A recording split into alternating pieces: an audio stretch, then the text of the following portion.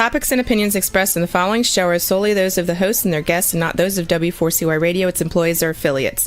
We make no recommendations or endorsements for radio show programs, services, or products mentioned on air or on our web. No liability, explicit or implied, shall be extended to W4CY Radio or its employees or affiliates. Any questions or comments should be directed to those show hosts. Thank you for choosing W4CY Radio.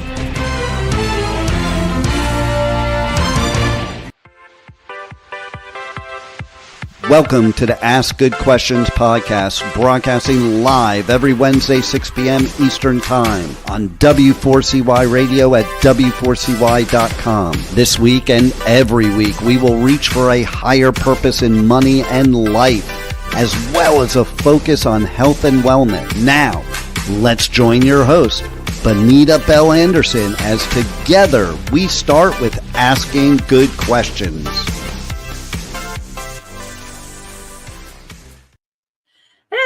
Hello, good day to you, and thank you for joining the Ask Good Questions podcast. We've got an amazing guest episode for you today. So with that, we have so many things to talk about. Let's get right into it. I'd like to welcome my guest, Paris Cluff, to the proverbial podcast stage. Well, thank you. I'm happy to be here. It's exciting to be able to share something that and after talking with you, I think we're both very passionate about helping people understand how to manage their money more effectively so they can actually have a much better life. Yeah. Well, I think that I've always said, if your finances are in good shape, usually that means that there's a lot less chaos and a lot of better things going on elsewhere in your life. So anyway, let me tell people a little bit about you first, and then we can get into our discussion. So Paris, I have to ask, because I was thinking, were your parents in Paris when you were born or something? Is that why you're named Paris? No, that's a funny question, but again, a great question, a good question. Perfect for the podcast. So my parents enjoyed the story of Homer's Iliad and the Odyssey. And many years ago, there was a Hollywood movie that came out called Troy. And the Trojan War was depicted in that movie, and the whole process of, it was a Prince Paris, who abducted Helen of Troy and took her back to and started the Trojan War. And my mom and dad really enjoyed that story. And they had another name picked out for me, which was, I think, Spencer. And when I came out, my dad flipped a coin, and the coin landed on Paris. So I'm glad that I'm glad that I got Paris, because it's been a wonderful name throughout my whole life. Well, it makes for a great story. Yes. So, Paris is a former financial advisor, turned educator and coach. He believes that money has more to do with our habits and our behaviors and our beliefs than it does with math. And so that's why he's here, because I was intrigued by his take on things. He's been in the industry almost 25 years. He's been married for 28 years, has 5 kids and 2 sons-in-laws. His life experience includes losing everything in 2008, living on food stamps, and rebuilding to where he now has a path of 6-figure income and a passion for helping others to turn their income into wealth and build a massive bank account. So, Paris, welcome. Is there anything you'd like to add, or should we get into it? What do you think? No, thank you very much. That was a great introduction. I just want to, my real claim to fame is that I am a husband and a father, and I love my kids and my family. And that's my passion, to go out there and, set up yourself first and then help others do the same. So. Well, that's the most important thing, isn't it? Yes. Everything else is secondary to God and family, and, because that's where good habits, really, that family structure is where our good habits start. Yes, true. So we're going to talk about finances and health and wellness. So I'm just curious, let's start with, how do you think financial stress affects our physical and mental health? Well, one of the things that I found over the years in working with people is that, and I'm sure you found the same thing, is that we get worried about what the bills are. We get worried about the debt that we have. We're stressed out about are we going to get a phone call from the creditors? And when you're in a constant state of worry if you don't know how food's going to get on the table tomorrow, if you're constantly fighting and arguing and stressing out about money, you're going to have a mental health. Your anxiety is going to be through the roof. Your panic attacks are going to be more prevalent, potentially. You're going to have all kinds of things that are going to be distracting you from your goal. And this is a real thing. And ADHD is one of the biggest things right now to help people kind of be off on their, to stay focused on life. And when we have so many distractions already in the world, we have so much social media, so many other things to add to that, the stress of not knowing, man, if I had an emergency tomorrow, medical or otherwise, like, would I be able to handle it? And most Americans don't have, I think the statistic is most Americans don't have $400 to put towards an emergency that happens in their life. Yeah, and so that's terrible. The stress alone is a huge I think that's a huge cause of mental health issues. Yeah. Well, what do you think some common signs are then that money anxiety is impacting your well-being? I think one of the things is I'm going to use the word delusion, because sometimes we are delusional and we think that everything's great and everything's going to stay great. And that's just not how the world works. At least in my experience, I shared with you shared earlier that I lost everything and lived on food stamps for a little while. I was making great income. I had just started my financial practice, and I was an advisor back then, and I was helping people with assets under management. I was doing, the retirement planning. I was doing a myriad of things in the financial industry. And so around 2008, I was headed for my best year. Like, I was 100% commission, and I was on track to hit six figures that year. And, anybody who's commission only making six figures, that to me is impressive. I don't, it's an impressive feat. And by the end of that 2008, I realized I was not going to be even, I was going to be lucky if I made another $10,000 in the last quarter, because of the way the economy was going. And so I spent a lot of time, quite frankly, believing. So before that, I believed that everything was great. Everything was always going to continue, that my income was just going to get bigger and better, and that I was going to always be blessed. And, sometimes God has a little different path for you. And I recognized after going through that significant trial of losing everything, like literally I could write a country music song about what I went through. But it was also a blessing as well. It was just different. I didn't formulate it as a blessing right away, but after I've gone through it, it's been a blessing in my life since. But I'll tell you that I personally was a little bit delusional about everything great. And when I lost everything, when I got the notification, all my clients were pulling their money out because they needed to stay liquid, because they were investing in real estate, and the real estate market was just not going the right way. And so one after another, I just started losing all my clients. And when you lose assets under management, that means my income was going down and I didn't have the money. And so I spent a period of time where I was just like, I literally remember being on the phone with a debt collector and him screaming and yelling at me all the different things that he's going to do to me, or his company was going to do to me. And I just remember sitting on the couch one day and I thought, I've never been here before. I've always been blessed financially. I've always had what I needed. I've just never been in a place where I lost everything. My savings was drained. Thankfully, I had I had a couple tens of thousands of dollars in savings that helped me get through about 4 or 5 months. But after that, I was like, but then it's gone. I've been there too. Yeah, it's gone. And so my stress level was through the roof. And I just remember there was I just didn't know what to do. And I just realized that I had been delusional in my life, believing that everything was always going to be great and not planning. And there's wisdom in, I believe there's wisdom in planning for the worst case scenario, but then also being able to handle best case scenarios. And it's never as bad as it seems. It's never as good as it seems. The roller coaster ride of life goes up and it goes down. And so you just kind of keep that steady eddy pace. And that's what I've learned since. But boy, was I delusional when I first started. When I first started my podcast, someone said, "Why are you doing health and wellness things? You're a financial advisor." And I said, health is the first wealth. That's one thing. And the other thing that I thought was, you can have all the money in the world, but if your health isn't good, it doesn't matter. 100%.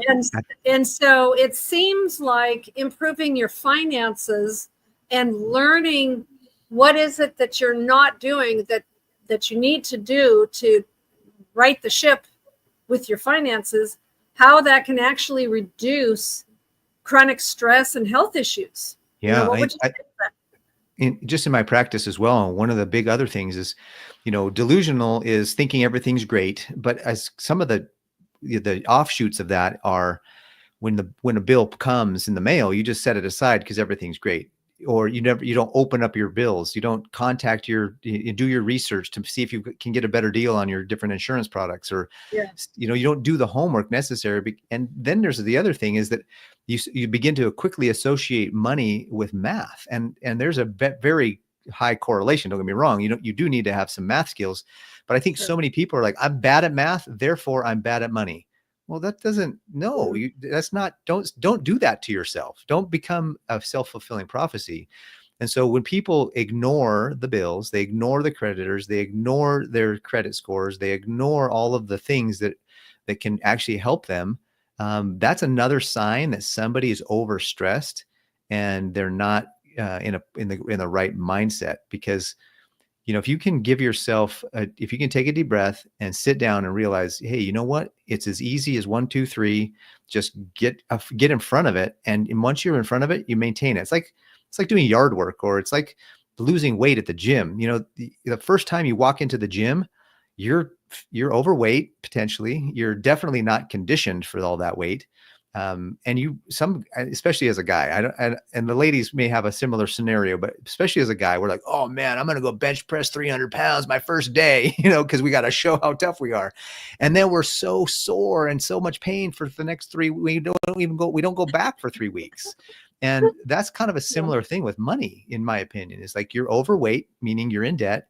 You're not eating properly, meaning the correlation there is you're spending more than you're making. Maybe you're stressed out, and that means that you are working diligently to go find this new opportunity because you found this new investment opportunity. And you come home, from a guy's perspective, it was like, honey, I just found this great new business we need to get in part, and you're trying to catch up. And this whole idea of catching up because you feel like you're behind the 8 ball. Now you make bad decisions. You invest in speculative things that don't get you anywhere. And then the cycle just kind of spirals downward from there. So there's so many correlations between health and wealth. I agree with you 100% on that. Well, one of the things that I've done a lot of teaching around is the concept of looking good. And so what you were talking about was looking good in a lot of different ways when it comes to finances. So to counter that, what do you think are some good daily habits? Because I always think it's always good to have like these big grand plans, but you've got to get down to individual action plans or nothing is going to happen. So what would you say would be some good daily habits that combine like financial awareness and with, something if I say mindfulness, people might go, what does that have to do with anything? But I think it has a lot to do with it. So talk to me about. So I think some daily habits. Now, one of the things that I think is once you get started and you have some good habits developed, you don't necessarily have to visit them every single day to have them continue to grow and serve you. But in the beginning, especially to establish those habits, there's an old saying that says, a habit is formed after 30 days. And while I thought it was 21, but I think 30 is better. Well, what's interesting is the book Atomic Habits kind of goes into that and says, yes, while that is true, that a time with the habit is very important, it's also more important actually to have repetition with the habit. So the more times you repeat the habit, even if it's not 20 days or 30 days or whatever the day marker is, the repetition, how many times you perform the same habit actually is a greater determination that you're going to continue it. And so in the beginning, I would say the first thing you want to do is you want to learn how to track your income and your expenses. That is kind of the key thing. Because we sometimes, I don't go to the store every day, but boy, am I tempted to click whatever on Amazon, on a regular basis. So Yeah. keeping track of the money you're spending, to me, is critical. The next thing I track on a regular basis is I track my assets and my liabilities.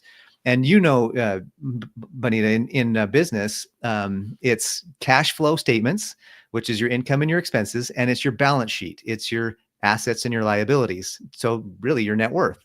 And so to me, those are the things to track. Now, those are really kind of fancy terms and maybe overwhelming to somebody who's brand new. But once you get to know how to create a cash flow statement, it's so easy to maintain it. And the same with the balance sheet. Super easy to maintain it. And just a couple of minutes, you can update it. And whether you update it every day or every week, I recommend in the first month, I have a 30-day challenge that I give to my clients that are maybe struggling a little bit more with these habits. I say, and I went through it, Paris. I went and I reviewed that whole thing. It's excellent. Thank you. I'm glad you did. I was wondering, I was like, oh, I bet she's just trying to do some little homework there. So I've had some excellent feedback on that whole program, and just people learning how to really track their expenses more efficiently. And then once you know what your habits are, meaning looking back over the last 90 days, 120 days, and really getting a good track, good idea of what your habits are, then you create an average. And then moving forward, you track your expenses moving forward, and you work diligently to stay within the average or reduce the average in certain categories so that you can free up your cash flow. The more positive cash flow you can create, the more you're going to have the ability to create wealth and be financially independent and free. Yeah. So there's that concept that, with a scarcity mindset or abundance mindset. How do you think you shift from a scarcity mindset, oh, I'm never going to have enough, to a wellness-based abundance mindset? What would you say to that? Well, let's go back to the gym analogy. You get into the gym, and if you go to the gym and everyone there is still fat and overweight, you're going to be like, what is happening at this gym? Like, it doesn't work. But if you go to the gym and you see people in various stages of getting to their health, like you might see some people that are, I don't know how overweight you might be, or if you're listening and you're kind of the analogy here, but like, let's just say you're completely brand new to the gym, you're overweight, you're unconditioned, and overweight doesn't necessarily mean that you're like super huge. It could just be for your body type, your height and whatever, your BMI, whatever index. And I believe in skinny fat. Like there's people that are skinny, but they're just no muscle. So there's that too. So conditioning is important. And I think that when you see other people have success that have similar situations to you, like, for example, I know people right now that are on food stamps, and they might say, well, this is just the way it is. This is the way I'm going to be. I'm going to be on food stamps and poverty for the rest of my life. Well, I was on food stamps and I turned my card back into the social worker, and they were like, what are you doing? I'm like, I'm giving you the card back. I don't need it anymore. And they're like the shock on their eyes was they're like, wait, most people don't do that. To go from that to having a positive six-figure income, passive income, and a positive six-figure liquid net worth, not including my house. With including my house, I'm well into the six figures, but I don't include my house because I want to be raw and authentic. Like, I built cash. I have cash investments and things that are liquid that I can quickly turn to cash if I need to. And that's to me, that's huge. And so I just want to show people what's possible. If you believe, because if everybody around you has a poor mindset, they don't believe it's possible for them, they're not going to get anywhere, because they were just born to the wrong family. They were born in the wrong skin color. They were born in the wrong neighborhood. And I don't doubt that there are challenges. 100%, I agree. There are challenges that are real. However, if you believe that that's going to be your life forever, then you've done yourself a disservice. Right. There are examples of people from every walk of life, every skin color, every disability, everything that have gone on to have great success. Yeah, so my opinion is that the first step is awareness, and then changing your perspective a little bit and getting to know what's possible, not just for you, but for people around you. Because I'm telling you that there's a psychological terminology, Bonita. I don't know how technical we want to get, but in psychology, there's something called the locus of control. People with an external locus of control believe that everything around them is what controls their life. Like they have nothing, very little they can do to change their environment, because everything out there, the man, the government, the whatever, it's all happening to them. It's all happening to me. God just doesn't love me, whatever kind of a thing. And then there's those within an internal locus of control. An internal locus of control means I have the power. I can run my own ship. I can do this. I can get up and I can go.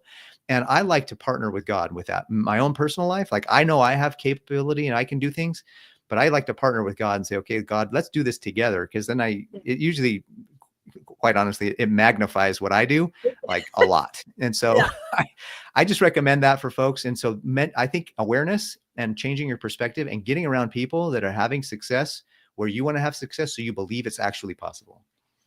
Well, there's that concept that made me think of, you are the sum of the 5 people that you hang out with. Mm-hmm. So so you're in a terrible situation. Go to the library and get onto YouTube and look at YouTube videos of people that have been successful. I mean, there's always a way. Mm-hmm. I don't accept that there's absolutely no way that you can change your situation. So I agree. All right. So what do you think? Let's change into how do you start changing this situation? What would you say would be the first steps to take if you are serious about getting out of debt? Well, there's a funny story that I don't know if anybody's familiar with. Whoever's listening to this may or may not be familiar with a guy named Alex Hermosi. Alex Hermosi is a business guy. He's a bootstrapper. He pulled himself up from living in his car to I think he's headed towards billionaire, frankly. He's worth hundreds of millions. So that's he wears a tank top and a hat and a long hair and a long beard. I mean, he's not the kind of guy that you'd normally think of as a multimillionaire, hundreds of millions of dollars. And he was on a podcast recently that I was listening to, and he said, if you're at rock bottom, you should have no shame. Like, go knock doors if you have to. Like, you're already at the bottom. Like, you can't get worse. Yeah. We don't have shame. Don't have any, preconceived notions, and just get out there and work and go for it and do what you've got to do. Yeah. And I think there's a lot of shame and guilt around money, because we think we should have done better. We think we should be further along than we are. We think all these things. And it's like, and while that may be true, there's a reality to where you are that you could have done, should have done, and would have done better. But if you live your life in the coulda, shoulda, and woulda world, you're going to be in that's just no way to live. No. And so recognizing the problem is okay. Dwelling and maintaining and staying in the problem is not okay. There's always a solution. And I would say the first step is just being honest with yourself. Do you have a problem with your money? And here's how you know. Do you have more money coming in than what's going out? Well, if you don't know what that is, that's the first step. You got to figure out how much is coming in and how much is going out. Yeah. If there's a positive number, if you have more going out than coming in, just take a deep breath and realize that's the start. I need to I need to either make more money, or I need to cut my expenses, and probably both. Right. So the next thing you make me think of is, I've had people say, well, I can't do whatever it is. And I'm like, no, you need to turn that around and say, how can I? And I don't care what it is. It's like, how can I do this or do that? And so it would probably be just, how can I take that first step? So what would you say? One of the things I was just going to say, one of the things I've told my kids their whole life is that in our family, we don't say the word I can't or the phrase I can't. We say, I need help. And that's when you realize that every major multimillionaire, everyone who's had any success in their life, almost everyone, like I would say I hate using absolutes because you just never know. There's always that one person who did it, right? But everybody that I know that has had major success in life did it with friends, family, and a team or mentors, some coach or something like that, like the top football players in the world, the top baseball players in the world, the top fitness. They always talk about somebody else that helped them along the way. Yeah, mentors and coaches. And so you've got to take a deep breath and realize, look, if you always do what you've always done, you'll always get what you've always got. And if you don't like what you're getting, change what you're doing. And that you have to reach somebody that's going to help you. So what would you say? Okay, so we're going to start, if we had to start as a ground zero, what would be a good system or a good habit that would help someone stay debt free? Because another little thing that I see happening to people is like they'll say, every time I try to get ahead, this happens or that happens. So what systems or habits would you say would be should be in place to help people stay out of debt and move forward? Well, I think the first thing to do is get a mental shift, because you have to realize that once you spend $1, that's it. You can't spend it again. No. And so it's a really hard place to start, but you have to start with your mindset. If you know that something costs $100, you've got to discipline yourself to not, and you only have $100. You can't spend 110. Like if you only have $100, you shouldn't be spending 110. Well, with credit cards, we can spend 200 if we only have 100, and Right. or 10,000 if we only have 100. So you've got to realize that if I can't pay for it right now, I probably shouldn't buy it. And there's a huge mental shift in that. The next thing I would say is that you've got to build a positive cash flow. And that follows quickly after understanding that your spending is what's really killing you in finances. And you've got to discipline your spending. Freedom is on the other side of discipline in all areas of life, and especially financially. And so if you discipline your spending, you're going to have a positive cash flow. Now, if you have a positive cash flow, you might say, now that I have, let's say that I meet with you and we find an extra $500 a month in your budget. And you might be saying, Paris, how can you find, I do it all day long. I can find at least 500 is probably conservative. I'll probably find more that you're wasting in other dumb things, things that you're spending money on. I'm not talking about eating rice and beans after meeting with me. I'm talking about like there's holes in your bank account that you need to patch up because there's money sifting through them like fast.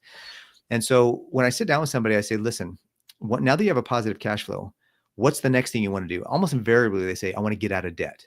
I'm like, okay, that's a great point. However, if you don't build an emergency fund first, if you have an emergency, you're going to go right back into debt and even worse. So my first thing right after, so let's help you shift your mindset. Like, why are you in the situation you're in? Not from a judgmental place, but let's think about your habits, your behaviors, and your beliefs thus far. And let's figure out, when you see something that you absolutely have to have and you don't have the money for it, what causes you to still buy it, even though you know you don't have the money for it? Why are you spending tomorrow's money today? And once we figure out go through that little process, then it's finding a positive cash flow. And then it's the next thing is build a buffer. You've got to have a buffer between you and the emergency and Murphy and his laws. How about that? Right. And that buffer is my first step, because I actually don't buy things. My mantra is spend yesterday's money today, not tomorrow's money. And that means you have to save up. I save up for things before I buy them. And that's a mental shift. And that's what keeps me out of it. That's basically, you're making me think of, as I was rebuilding my life and starting over midlife, man, it was, if I had to dip into my emergency cash, I did that. But then the first thing I would do would be to rebuild that. Yes. Before moving on. Mm-hmm. Yep. So just to finish up this whole thing about debt and everything, do you think there's emotional or psychological blocks that keep people in debt? Oh, absolutely. Because, for example, let's say that you grew up in a family that was constantly struggling with money, and you always saw your friends getting the things they wanted, but you never got what you wanted.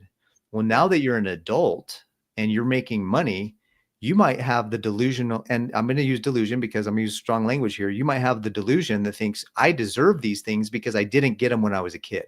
And now that I'm making money, I deserve to have them. And I will always be making money. That's the delusion. I will always be making good money, so I can afford to maintain it. I can I can get on the treadmill and I can run because I'm healthy now, and I can run for a long time. Well, the problem with that is the treadmill of debt doesn't stop. And if you need a break or you need a rest, you don't get to stop. Like you still have to run. But people don't know that until about the 25th mile. And they're like, I need a break. Sorry, no breaks. You're in debt, bro. No, And so that 24/7. came from a psychological need that started as a child.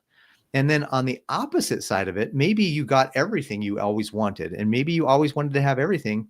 And so because your parents were wealthy, and now your mom and dad are like, all right, you're an adult now, go do it yourself. And so you believe that you always can buy anything because that's what you had as a kid. Like we just bought whatever car we wanted. We bought whatever house we wanted. We bought, if we needed a treadmill, we bought it. If we needed supplements, if we needed a new, whatever, a TV, we bought it because mom and dad were wealthy and had plenty. But you didn't build the wealth to be able to do that. You just think that came and that's part of your life. And so on the other side, and I'm generalizing here too, Bonita, right? Like there's a lot of individuals. No, but that's why you have somebody that built a business and then they don't do the work to train their family. And then the people that inherit that business destroy it. Yeah, same thing. It happens several times. And so people as adults, they either get into debt because they just feel like they deserve it because they didn't get it when they were a kid, or they get into debt because they deserve it because that's how they were raised as a kid, with being able to buy anything and everything all the time, anytime they wanted. And they always want designer clothes.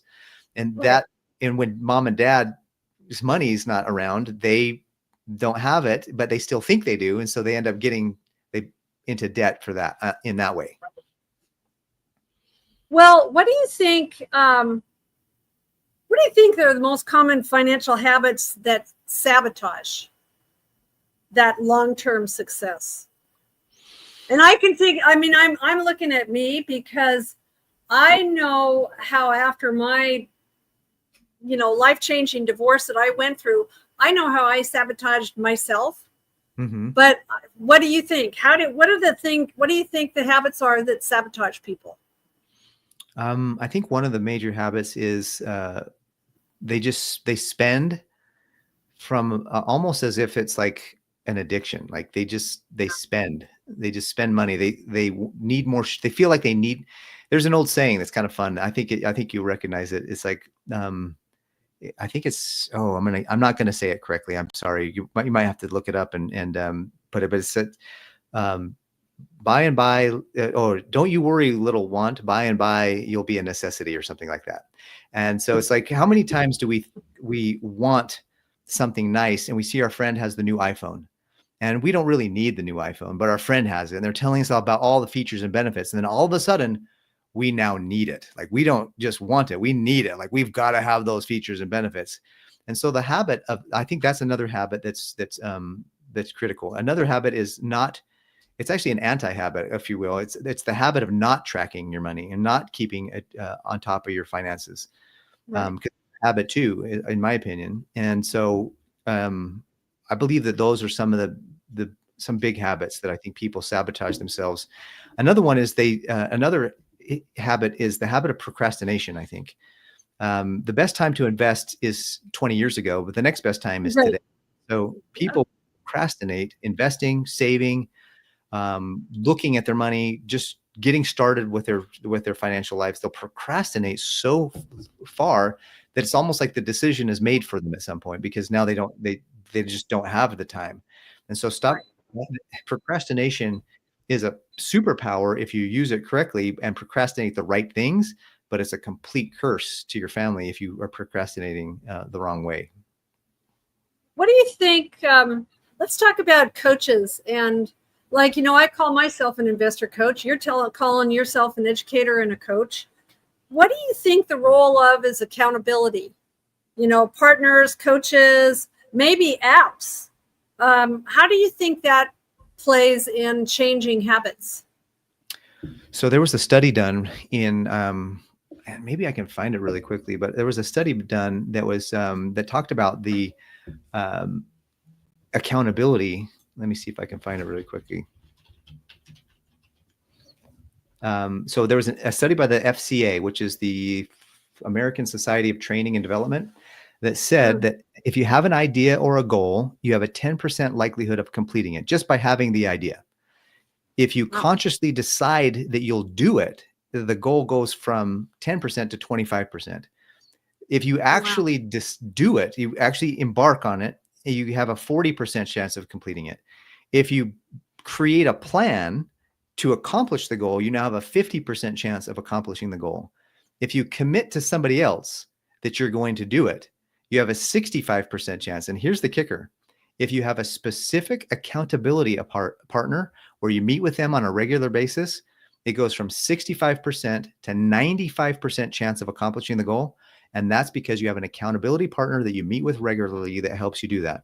And that's, to me, that's the power, or one of the powers, secret powers of having a coach, is that you have an accountability partner that gives you the, to go from 65, which is pretty good, actually, 65% chance of hitting your goal is pretty good. But to go from 65 to 95, like every other increment was like 10 or 15%. That accountability, regular appointments, with accountability partner or coach, jumped 30%. That's the biggest jump in the whole list of increases. And I think that's just powerful. So I did a video, I have a YouTube channel, and I did a video recently on the difference between a financial advisor, a financial planner, and a financial coach. Mm-hmm. And a financial advisor is going to be somebody that has typically they're commission only. And so they're going to want to sell you something to earn their living. And that's fine, because we need to buy stuff, and that's totally cool as long as you know that. A financial planner is going to develop a plan for you and then hand you the plans and say, typically they'll say, good luck. Here's the plan. Here's where you are. Here's where you're going. Go find the best way to do it. Where a coach is going to say, okay, let's take what the financial planner gave you, or let's create our own financial plan. Because as a coach, I can help somebody find out where they want to go, find out where they are, look at the best route to get there. And then I can say, look, as a coach, I will provide turn-by-turn directions. I will provide accountability, and I will help you along the way. I have for an example, one of my clients, they came to me when they first came to me, they're like, Paris, we keep getting into debt. We get into debt and then we get out of it. And then we get into debt and then we get out of it. And I'm like, how do I stop the cycle? I want to stay out of debt. I want to get out and stay out. And then I said, perfect, let's go. And so in the first 3 months, we were able to pay off we didn't change much of their, we disciplined their spending, and we were able to get them out of debt by about $9,000. And because of some of the things I shared with them, we were actually able to increase their overall net worth by $20,000 just in 3 or 4 months. And they had a setback. Their car broke down and they literally had to buy a car. And they're like, Paris, all this progress is going to be lost because we have to buy a new car. I'm like, not necessarily. There are strategies around how to do this. And so we found a strategy that works, and their net worth did suffer some, but it still grew. It's the next month we tracked it. We're like, let's just see. We were all kind of like biting our nails to see if their net worth still went up, and it did. And so it's just really neat to be able to see those kinds of things happening. And that's what a coach can do. Like if your car breaks down and you don't know how to fit that into your budget, with your savings account goals and your investment goals and your income and your getting out of debt goals, like when you have something that hits you from out of left field, what do you do? Well, ChatGPT might be able to help, and Google might be able to help. But what if you can call a guy? What if you have somebody's cell phone number who's got 25 years of experience working with hundreds of people across, but who knows how many experiences, and I can just do my brain. I tease people. I said, my brain is like Google. It's a little slower, but my brain is like Google. If you put in a question, and I know your situation, and I'll find you 2 or 3 strategies that would work. And then I'll explain those strategies, and then we'll implement whichever one you feel the best about. And that's what a coach does. Right. And a coach can be a financial advisor, and financial advisors can be coaches, and planners can be coaches, and planners, there is some overlap, but I think really what a coach is going to help you do is implement. I have a friend who went to one of these planners. I think it was American Express or one of these other ones. He spent like $500 or $600, $700, $800, something like that. He said, and he said, the guy gave me, after it was over, he gave me a leather bound, really nice graphs, charts, a whole notebook, and said, okay, have a great day. And I was like, thanks, I wait to pay, he was embarrassed because he didn't know what to do. And he's like, Paris, I have no idea how to implement any of this stuff. And that's like, well, you just spent $700 and you have no idea how to do anything about it. Like, that's what a coach will help you do. A coach will help you implement it. And I feel like coaching is a newer part of financial planning and the industry. I agree. And because of that, not a lot of people know what we really do, number one. And number two, I think that not a lot of people actually realize that they need a coach before they need an advisor and a planner. Well, you make me think about, my own experience, just to kind of end up on the whole accountability and coaching. I've hired different types of coaches throughout my life. Man, I have gone further and done more when I knew I had to talk to somebody. I knew that I had to report to somebody. And there's something about us, it's that whole, remember at the very beginning, we were talking about looking good. Well, I didn't want to be embarrassed, when it was time for me to talk to that coach. I was like, oh, I better get this done. But it would move me forward just a little bit at a time. Yes. So. Progress is more important than perfection. And yes. The direction in which you're headed is more important than the speed at which you're headed. Although all those things are still important, but give yourself some grace and realize that, hey, not all of us are here on this planet trying to figure it out. I've got a little more experience in this area. You got a little more experience in that area. Let's get together and share our experience, and hopefully we'll both be edified at the end of it. Well, I always think, man, the time is going to go, it'll be fine, but it always goes really fast. It does. I want to end up with what small, consistent changes can lead to big results over time. What would you say would be those small, consistent changes that you could take? So a lot of times people get, as I think I shared a little bit earlier in the podcast about how sometimes people feel like they're behind the 8 ball. Like, oh my gosh, I'm 40 years old and I just got started investing. And then they do the calculators, to be able to have the amount of money that I need by the time I'm 65, I need to be putting away, $5,000 a month. They're like, oh, that's my whole thing. I can't, you know what I mean? And so they're like, forget it, forget the whole thing. And so to me, it's more about the habit than it is about the amount of money. So one thing I would say is for sure is that start with what you can, even if it's only $1 a month, because the habit of saving is more important than the amount you're saving. After you have developed the habit, you'll find that you'll see the results and you'll say, oh my gosh, I've got $10 here. That's kind of cool. It works, and then you'll save $10 a month. Then you'll save $200. Then before you know it, you're saving hundreds of dollars a month, and you're actually way further along than you ever thought you'd be. And so to me, it really does boil down to the small things. And so and on the flip side of that is you have to be very careful with the small things in your finances, because it's the small expenses. It's the $10 here and the $20 there that is going to add up to hundreds of dollars every month. I have a great story that I share with people about that, how I learned that thing. And, $10 or $15, $20 here and there can add up to hundreds of dollars. And if you're not careful, so that's another really habit that I would do is I would be diligent with where your money's going. And to me, that's huge. And then third thing I would say is spend time to educate yourself, because as you educate yourself and become more financially literate, your confidence will increase. Right now, some of the problems that you're having is because you don't know what you don't know. And if you just would learn a few things, you'd be like, oh, wait a minute, I could do that. You mean I could do it this way and have a better result? Like most people think that there's only one way to get out of debt. I've got I know of personally like 8 or 9 strategies that work to get out of debt. I don't use them all because some of them are really weird, but I've helped people with 2 or 3 or 4, and we pick and choose, and sometimes we implement and create our whole new strategy just because we pick them from pieces. So I think the small things about one, it doesn't matter how much you invest. It's the habit of investing and saving. 2, it's making sure that you're diligent with your expenses, because every $10 here and there can add up quickly.